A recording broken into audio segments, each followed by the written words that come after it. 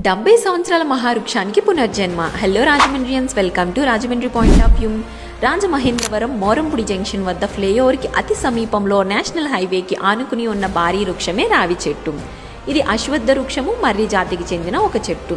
ఈ వృక్షం సమీపంలో తరచూ వాహన ప్రమాదాలు జరగడంతో మహావృక్షాన్ని తొలగించాలని నేషనల్ హైవే అథారిటీ నిర్ణయం తీసుకుంది.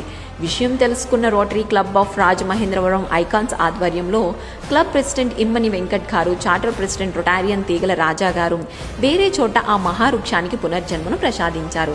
దీన్నే ట్రాన్స్ప్లాంటేషన్ అని అంటారు. దీనిలో భాగంగానే సుమారు 30 రోజుల పాటు శ్రమించి సుమారు 35 టన్నుల బరువు గల రావి చెట్టును 50 టన్నుల క్రెయిన్ సహాయంతో కుక్కటి వేళ్లతో పెకిలించి ఓఎన్జీసీ సంస్థ సహకారంతో ఆదివారం రాత్రి రాజమహేంద్రవరం నూతనంగా నిర్మించనున్న గవర్నమెంట్ మెడికల్ కాలేజ్ ఆవరణలో పోలీసులు, అధికారుల ప్రజలకు, ప్రయాణికులకు ఎటువంటి అసౌకర్యం కలగకుండా దాదాపు 8 కిలోమీటర్లు తరలించారు. అనంతరం మెడికల్ కళాశాల ఆవరణలో ఈ మహావృక్షానికి భారీ గుంత తవ్వి పూజలు నిర్వహించారు.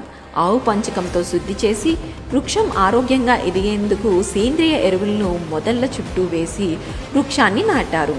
Thank you rotary icons and thank you ONGC and police department. ఇట్లు మీ రాజమండ్రి పాయింట్ ఆఫ్ వ్యూ.